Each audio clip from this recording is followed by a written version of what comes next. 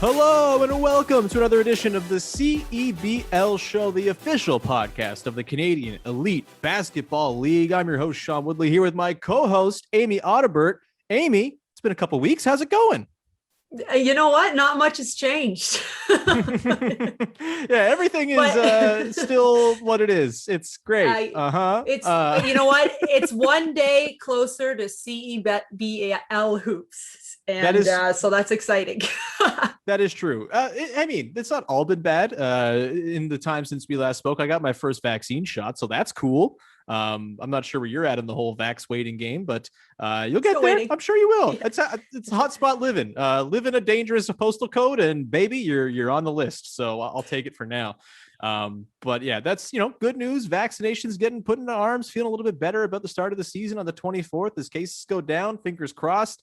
We got some news to get to here, Amy, before we get to our guest this week, who is Ryan Schmidt, head coach of the Hamilton Honey Badgers. He's coming up in just a little bit. And you have a story about him that we'll get you to share before we get into the interview. But we do have a couple of signings to run through from the last couple of weeks in the CEBL. A bit of a quiet couple of weeks, but some big important names, especially names that were standouts in year one of the CEBL that are worth pointing out here.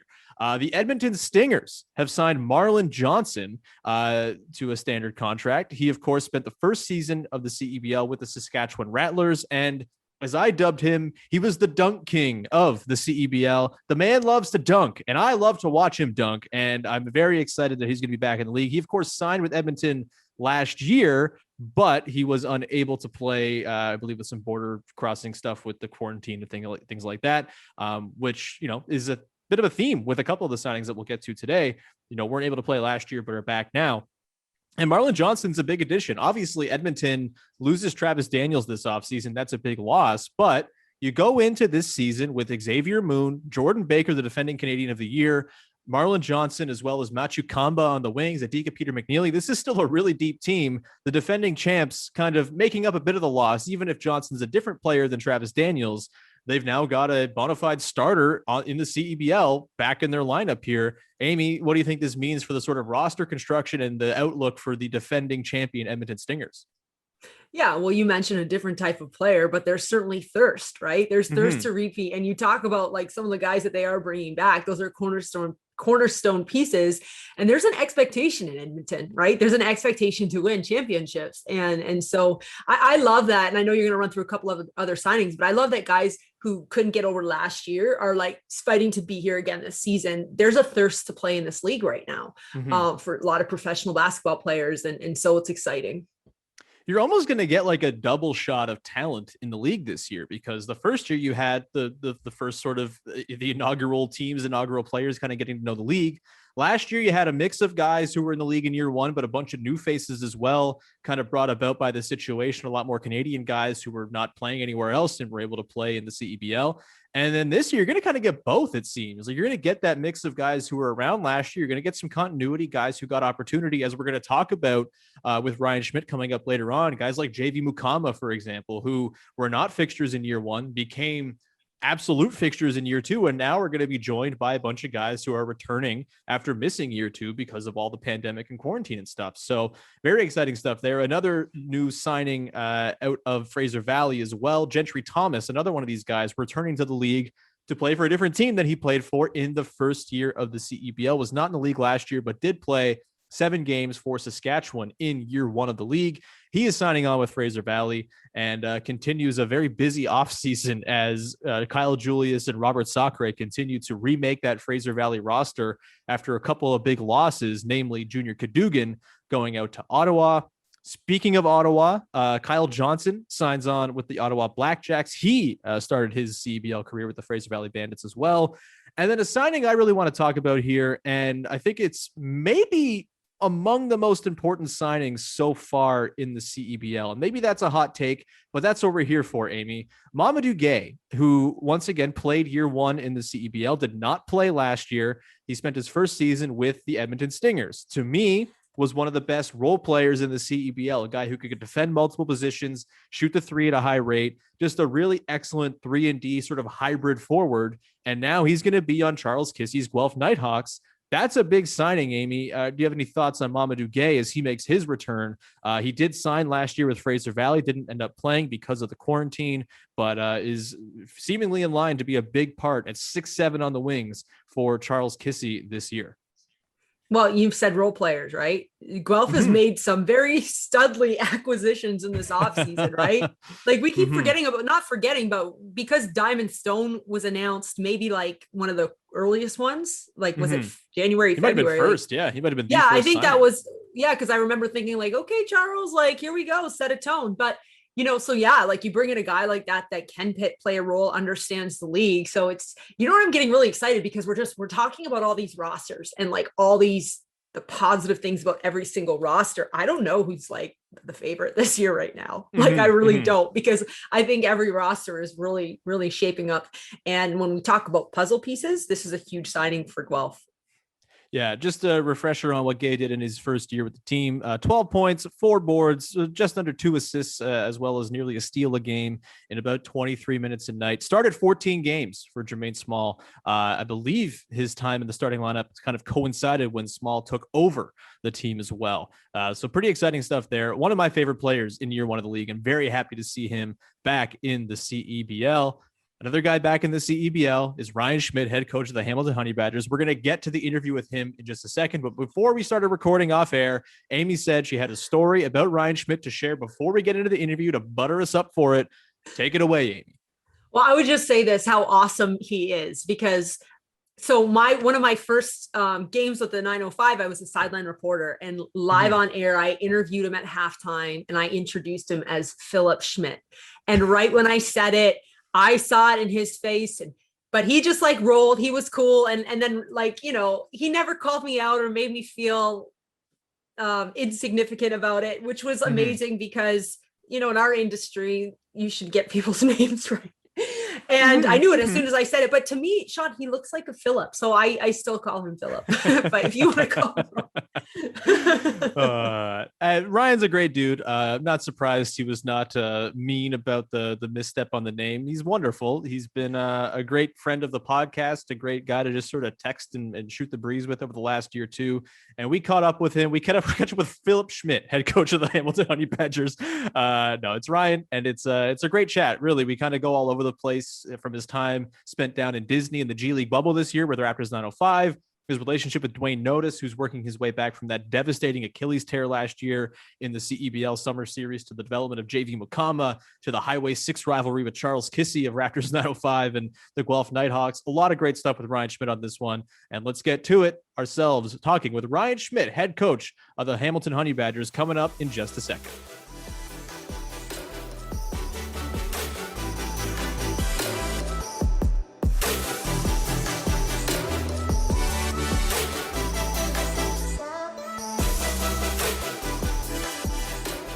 All right, joining us now on the CEBL show is the head coach of the Hamilton Honey Badgers of the CEBL, as well an assistant coach with Raptors 905 of the G League. It is Ryan Schmidt. Ryan, how's it going, man?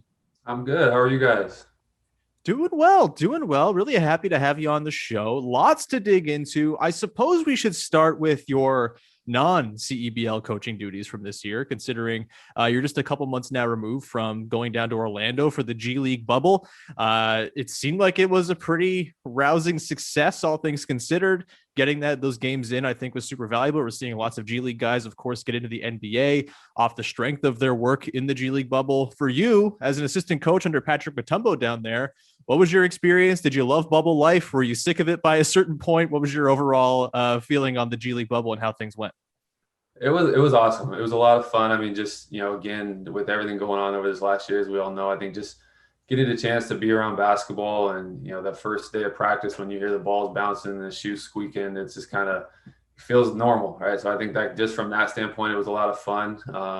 Getting an opportunity to work with Coach Mutombo and also the staff that we had was another unique and fun experience for myself, just to continue to learn and grow. And then also too, what you saw, like it was a pretty fun situation overall, just from a sense of the talent down there was unbelievable. And because again, with everything that COVID presented and certain guys opting not to go overseas and certain G League teams opting not to play in the bubble, that it was more of a condensed format to where even for us, we had guys that you never would have had in years previous. So all in all, it was a lot of fun from the basketball standpoint, the new experience working with Coach Mutombo and the other coaches. And then as well, also too, like to answer your question, the G League and Disney did a pretty great job of, with the setup as a whole. But by the time you got to week 5 or 6, you started looking around like, okay, it's time to get out of here. Like we kind of had an ongoing joke. There was like outside of like the areas where we stayed across like the lake, that was kind of where like the normal resort was. So you had normal people that were down there on vacation. There was like a restaurant, and it was roped off for us. Like people couldn't come over to our side. We couldn't go over there. And at first you get down there, it's not a big deal. You just know, okay, you not go over there. They have security around it, so you're safe. But then by the time you got to week 6, you kind of look over there and it honestly felt like you were on an island and it was like a normal world over there. So, but yeah, as time went on, it kind of got old a little bit. I'm going to stop you there because let's not forget the best was when we had our calls and Stefano was sitting behind palm trees and it's like February in Canada. I'm just kidding. I understand. Well, but no. And to that point, like it was funny because my wife and I joke about all the time. Like would be FaceTiming her. She'd be out walking our dog in the snow here in Toronto. And in the background, it's like, blue skies, sunny, palm trees. So she wasn't too happy about that. I know, but don't worry. Like, you can complain. We get it. There's definitely pros and cons to everything. But, really quick, I want to ask as a coach, when you look at guys, especially this season, you look at Malachi, you look at Jalen Harris, you look at an Alize Johnson, and just in terms of professional basketball and being able to make that jump, is there something about those guys that maybe we don't get to see just watching them on screen that you get to see that allows them to really find that immediate type of success? I think the common denominator with all 3 of those guys you just mentioned is their, I think ability and want to get better. I think all 3 of them came into that situation in the bubble, and Malachi was down for a short stint as an assignment guy. Jalen as a 2-way, and then Alize was in Exhibit 10. So all kind of different situations for all 3, but the common denominator with them was that they all came in with the business-like professional mindset and took to coaching, wanted to get better, listen.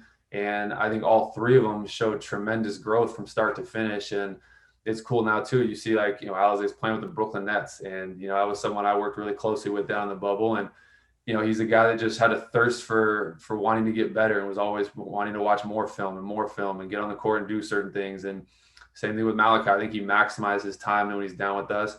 And as you fast forward to now late in the season to see what those guys, all 3 of them are doing, it's pretty fun as a coach. Ryan, last G League bubble thing before we move on to the Honey Badgers. We saw when the NBA was down there, lots of different ways to pass the time, video games, fishing in the lake. We saw, I think Jeff Van Gundy and Stan Van Gundy would go for long team walks. That was always fun. What was your way to pass the time down there? I'm sure you're going to say the coach thing. I was watching film, I was game planning and all that stuff. But when you weren't doing that, how were you passing the time? Were you a fisherman? No, you know what? I didn't get a chance to fish, and not to throw the coaching cliche out there, but it was such a blur, man. Like honestly, it was kind of one of those things where the training camp was fun because you had practices and you did your the coaches meetings, but you had a little bit more free time. Once the game started, like honestly, it felt like I just blinked in the season, like we were in the playoffs. So the workload was tough just because you're either playing every other day. I think we had like 3 or 4 back-to-backs mixed in there.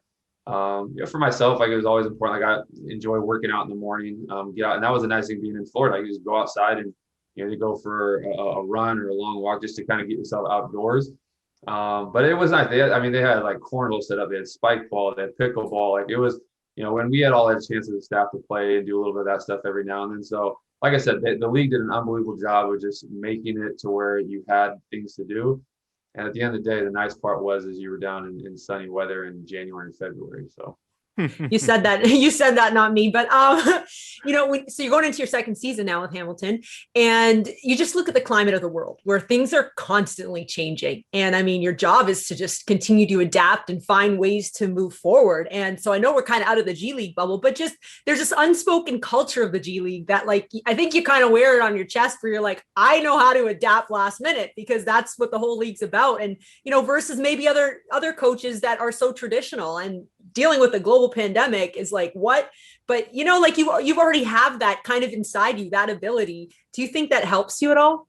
Absolutely. I think too, I think my career in general, from kind of where I started as coaching at a prep school for 4 years and then doing the G League And then the CEBL, like my first professional head coaching job, like we're in a global pandemic and you're in a bubble and there's all these different variables that you've got to try to navigate your way through.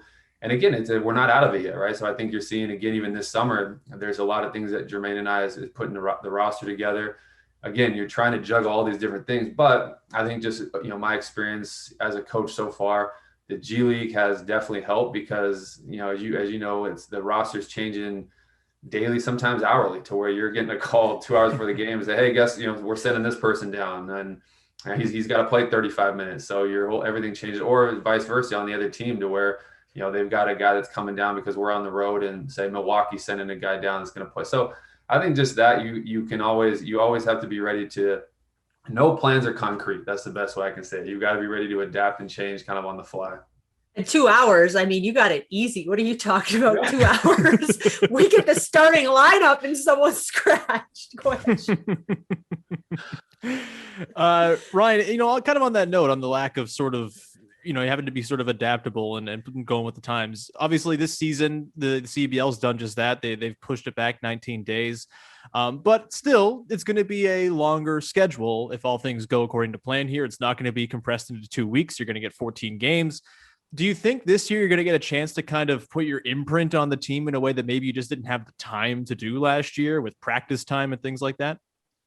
Yeah, I think as a coach, that's the thing I'm probably the most excited about, is you just get more time, right? So that was the tough part, because I remember last year in the bubble, like it was fun to see our progress and growth from day one of training camp, to the first game when we lost our opening game, and then we're able to bounce back and win game 2. And you had kind of like from that first day of training camp to like probably the second game, there was time to practice, but like after that point, practice time was few and far between. I mean, you're doing a lot of your teaching through film sessions, walkthroughs, just to make sure that the guys were ready physically and mentally ready to play. And so that the improvement stuff was tough, right? Because again, you just kind of have to roll with the punches. And now this year, when you're looking at the schedule, again, to adapt, like once they announced that they're going to push it back, you're kind of, now your practices get condensed even more. But when it was going to be June 5th through August, you started looking at the schedule like, wow, like we actually have time that we can, there's certain windows where you saw that there was going to be a lot of availability to get in the gym and practice and work on things. But to answer your question, I think the more games and the more time you have, I think to me, it's going to be different than last year. So it's just another experience where I get to grow and learn. And but to kind of, like you said, put a little bit more of an imprint on the team, I'm definitely excited about it.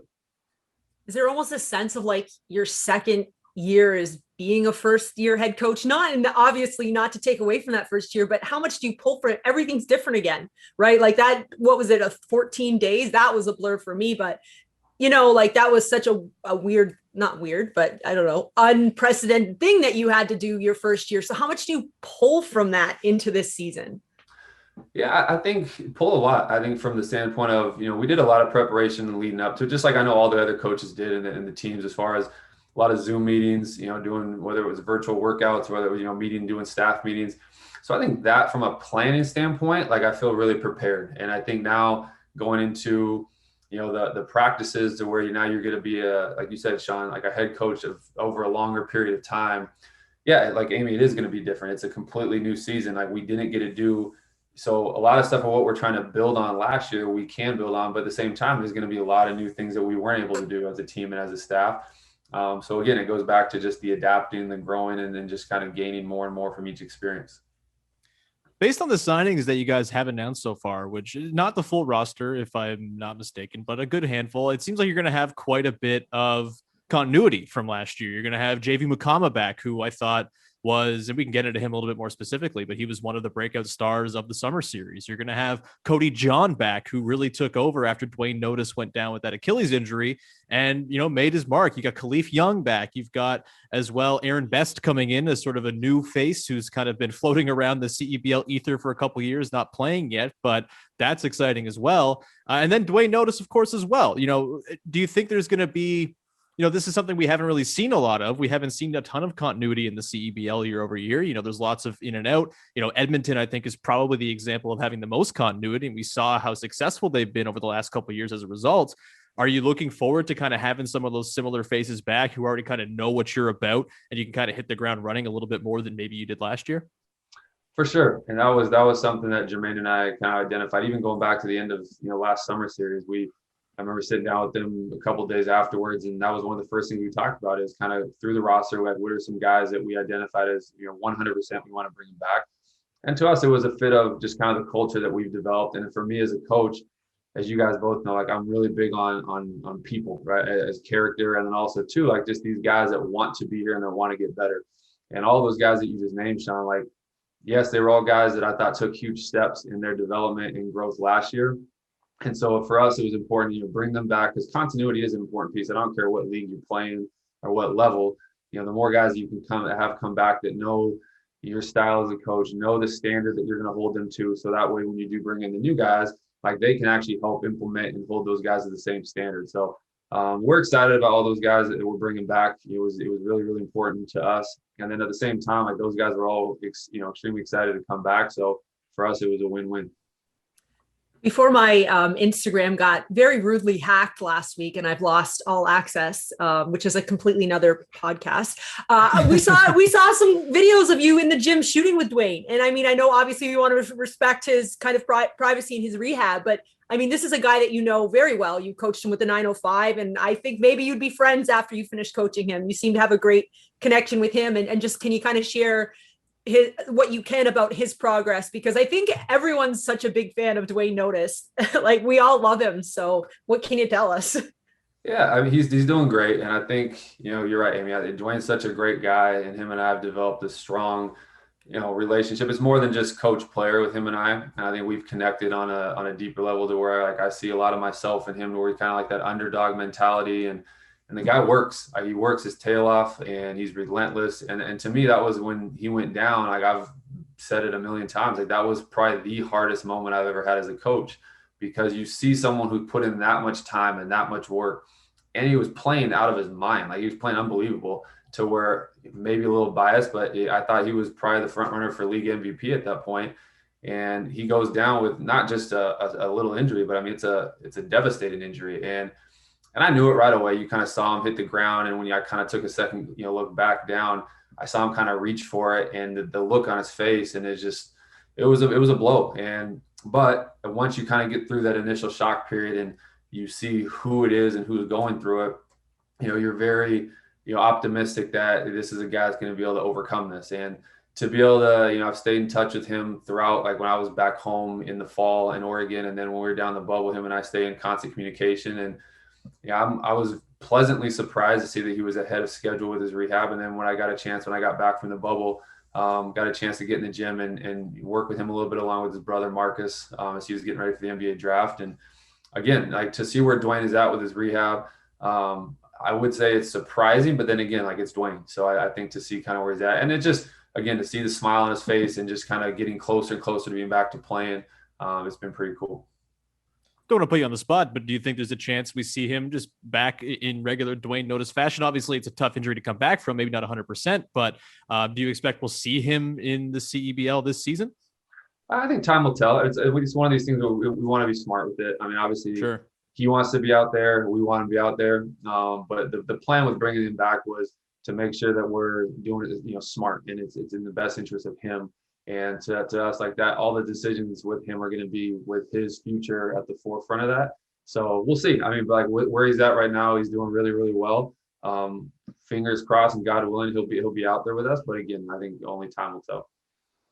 All right, let's get to the competitive stuff here now. We just finished talking about you returning a pretty solid core who got to the semifinal matchup. That's a tough place to end the season, right? Like you're one game away from like really getting it. Is there been any talk yet? Does that put you in a position with a little extra chip on your shoulder with this group? What do you think? Yeah, I mean, myself as a person, I mean, I've always kind of had a chip on my shoulder with, just kind of my background and path to where I'm at now. And again, thanks for bringing the semifinal up again, Amy, but just motivating you. No, it was something I've said, like, that's a game that I'll probably remember for the rest of my career. And, hats off to Kyle, and Kyle and I become, pretty close ever since the summer series, and stay in touch with what he's doing out in Taiwan. And, you know, he does a tremendous job. And that was a game that just, I've watched it probably 100 times. And it's one of those things where just for me as a coach, like the growth of it was like, I know that there's a lot of things that I could have done better. And, you know, and again, like, not to make any excuses at all, but like the Elam ending was it's unique, right? It was different. And so like there's in that period where you kind of feel like you don't have control of the game at some points, especially it being new. But yeah, I mean, again, not to take anything away from Kyle and his team. They deserve to win that game and they beat us. But it is something where I've watched it a lot, and it is definitely something in the back of my mind for sure. If it makes you feel better, it was maybe one of the better passes we saw the entire summer series, right? When Junior, not to like refresh it, but I thought of it too. But you're just jabbing the knife and turning it now. No, I'm not. Like, no, this I'm is excited. Amy doing good podcasting, because now we're going to do the video. We'll have the highlight to go with it. It's good. It's just Amy really adding color to the promotional materials. And like as the sideline reporter for Elam ending and in a tight game, right? Like you don't know what's going to happen, and you got to be out there. And like, so I definitely play that through as well. But coach, like, I'm so excited to see again. I think it's always, I enjoy teams that kind of have like that just doesn't define their season going into it, but it's got a little extra kick to it. Like you bring back this core that was that close, right? And Hamilton, like I grew up in Niagara. Hamilton's like, if you're not from Hamilton, you don't like Hamilton. Like, let's just get it straight. You guys are always really good at basketball and you kick everyone else's butt. So I'm excited for the season. I'm not riling you up. I'm riling me up. No, I love it. And you're right. I think too, it's, you know, that again, it's something that all the guys that are excited to come back, like it is something that they've kind of, you know, they want to, you know, redemption a little bit. And I think too, in any experience, right? Like I think you have to learn and grow from it. And again, it was a tough loss, but I was really proud of the season we had, especially when you look at all the different, you know, the adversity that we had with obviously losing Duane, like we talked about earlier. And then again, like we lost a lot of guys like right before the whole thing started too. So to see like that group, right, like in the core group, but again, like the positive side of all of that was, I think if we would have had some of the guys we originally were supposed to have, I don't know if you see the growth of JV or Kalif or even Cody. And to me, that was the exciting part. And so now to bring those guys back after, you know, losing in the semifinals, like, yeah, we're all excited about it. You said it. So Ryan, you know, you mentioned the Elam ending and how it was so new last year, kind of figuring it out on the fly. And it did seem very much like, how do we approach this thing? And sort of every coach was sort of trying to find their way through it. Have you spent the last like 8 months ruminating on Elam ending strategies? You don't have to reveal any. That's fine if you don't want to, but has that been something you've kind of worked into your game planning and strategy? Just kind of figure out how to actually approach when you're in the Elam ending, little strategic little bits that maybe weren't part of the equation last year? Oh, for sure. I think too, and it goes back to, again, just another, you know, thing that you can kind of look back on over the years. And it forces you to think differently as a coach. And I think too, like, and the other thing that I wasn't used to on top of the Elam was the FIBA setting, right? Like in the, you know, to not be able to call a live timeout, right? When like the play's kind of breaking down and as a coach, you're looking at there and you don't like what's about to happen.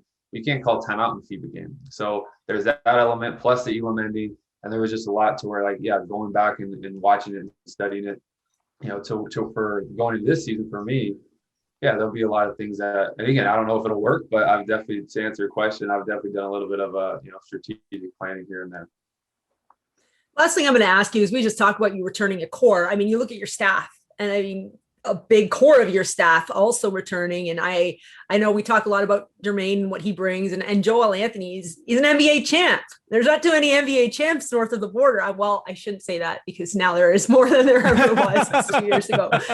Yeah, too soon right now, right? But, you know, just having guys like that, again, like you got to feel like it, maybe, I don't want to say more excited than last year, but you know what I mean? Now that you had that first year under your belt and you know a bit more of what you got on your bench with you, not just players, but staff and coaches. Just speak a little bit on that as well. Yeah, no, to me, the staff part of what we're doing or what we have is extremely important. And I'm a big believer that you're only as good as the people around you. So for myself in particular, it was really important that we hire an elite staff. And you look at from top to bottom, the people that are involved in our organization. You know, Jermaine and I were talking today, and some of the new additions that we're bringing on, you know, with David Tyndall, who's got a great reputation for working out, you know, working with pros, you know, Ashton Smith, who is actually, I think is going to be announced, I think today or tomorrow, guy who was a former player, and amongst some other guys. And then you add, Jermaine Anderson and Joel Anthony. And I was joking the other day. I said, like, I would put our staff up against some NBA staffs as far as like just the, the basketball acumen, right? And then again, like the people and everybody that's on our staff, like they've got they got a lot of stuff in common, but the one thing at the forefront of everything is helping people get better. And I think that to me is the really exciting part about everybody we have involved. They're all about what we're about as an organization, and that is the development and obviously winning. We're going to be competitive and we're going to play at a high level, but it's helping these players get better. And then that for us is, as a player, I don't know where else you'd rather be, because you look at the staff, and if you got a group of people, if you want to get better, like for us, and I may sound a little biased, but I think this is the best place to be. So on the topic of getting better, we should circle back to JV Mukama, who last year really sort of took things over on your team and became sort of the number one option after Duane went down. And I think it kind of caught some people by surprise. I didn't think, JV was going to come in and do nothing. I thought he would be a nice, like 3-and-D type player, that type of thing. And then he starts flashing all this on-ball skill that we kind of saw in his days at Ryerson, but at a pro level against pros. What went into JV's sort of transformation over that very brief amount of time, and how excited are you to get to work with him, particularly this season in a full year, with a lot more sort of practice time and one-on-one time likely on tap here? I'm really excited, and I love JV. I think, him, I've known him, he was in training camp with us in the 905. Mm-hmm. I was a fan. I thought, we should have kept him, but that's another discussion that, Jam and I have gone back and forth on a little bit, but I think for me to see, and here's another guy, right, who I think under the radar, had a really good career at Ryerson, but gets cut from a G League team, doesn't really get to go overseas, goes and plays in the Africa League for a little while, does really well, comes back over. And again, I think circumstances helped him a little bit to where there was a couple guys that decided to opt out last minute to where now he gets kind of, put into the starting lineup, and took the opportunity and ran with it. And to me, it's a credit to him. But the number one thing that I've always noticed with JV, and I've worked with him, I guess now for about 2 years in the summertime, and obviously with the familiarity with the camp, but it's just confidence. And this kid, he's as talented as he is, for whatever reason, he's a little timid, or he was. And I think that to me was, I told him, I said, listen, man, you'll probably never have another coach in your life that is going to get mad at you for not shooting the basketball. And that was the message for him in training camp. And it was almost to where every time he passed up an open shot, or I would stop practice and I would kind of get on him a little bit, because he has the skill level that I think everyone saw during the summer series. And so for me, it was just a matter of just instilling confidence in the kid and letting him really understand what his abilities were. And then and again, just positive reinforcement, like when the things he was doing really well, keep showing him that stuff and just, get him to understand. And by the time we got to the, end of the summer series, again, he was, I think, ended up being first team all league. And now for him, it's important too. He went over to Europe, had a good season over there, and now to come back. So he's got the experience under his belt. And I know he's excited, and I'm really excited to see, what kind of leap he can take going into year 2. Kind of like a perfect example of guys that can use the CEBL to get bigger contracts, right? I thought he played so well that maybe it helped him in Europe make a little bit more money. I mean, and this is professional sports. Let's not beat around the bush, helped him a lot. But listen, so Sean put me on the spot last week. So I'm putting you on the spot this week. If you take off your coach hat and you go work for the CEBL league, what are you calling Montreal's new team? Because I've been watching this on Twitter and it is getting serious. I saw that too. I don't have an answer for you because I don't know. I need to do a little bit more research and know the cultural background and history of Montreal maybe a little better. But I did hear though, it was actually catching a lot of momentum with all that stuff. It was pretty cool. Yeah. Yeah. Well, that'll be an ongoing thing until there's a name chosen. I'll probably come with a new Montreal name of the week. What are you guys' top 3 so far? No, this is all Sean. Yeah. Amy just turned down all my suggestions. I said mammoths is fun because we're looking for animals. The whole league is built on animals. There's no mammoths right now in pro sports. I think there's maybe a lacrosse team, but that's not sort of on the level. There's I don't know. That's kind of my number one. Everyone else said my ideas were bad, so I'm scared to reveal the rest. But I didn't say they were bad. I said the mammoth everyone was else bad did too. because, well, mammoths are like big and slow. Like it's not like a CEBL brand. But I like the minx. He said minx, but spell it with an X, like MINX. Oh, you yeah, know? I didn't think that, but Yeah. I don't mind that at all. Yeah, we'll continue to mine that for content in the coming months, I'm sure. Ryan, I had one last one for you. So you mentioned your coaching staff and how you think it's on par with you're above everybody else in the CEBL, on par with some NBA staffs in terms of what they're offering players. I'm going to choose to read that as a shot against your Raptors 905 colleague Charles Kissy. How's the Highway 6 rivalry cooking up? Have you guys been like dueling to sign players in the offseason? How's that relationship been now that you're both, a year? I mean, Charles is even further into his career in the league, but now that you're both kind of established, how's that rivalry shaken out? Yeah, I mean, it is what you said. It's a rivalry. And I think it's funny because I was listening to the podcast you guys did with Javon, and he mentioned that how, you kind of not lose contact. You're not in communication as much. And it's the same thing. Like even with, Charles Dubé and Kissy, like you're not talking as much because there's that competitiveness where, you're going after the same players, you're trying to beat each other. But all in all, it's, we're all good friends. And Charles and I are actually trying to figure out a time to get together before everything starts up. But those games are definitely ones that we got circled on each other's calendars for sure. Awesome stuff. Ryan Schmidt, head coach of the Hamilton Honey Badgers. Thank you so much for taking the time today, man. All the best in the prep for the season. And hopefully we get to see you in like 6 weeks with the season starting up June 24th as it stands right now. Thanks again, Ryan. Awesome. Thank you guys.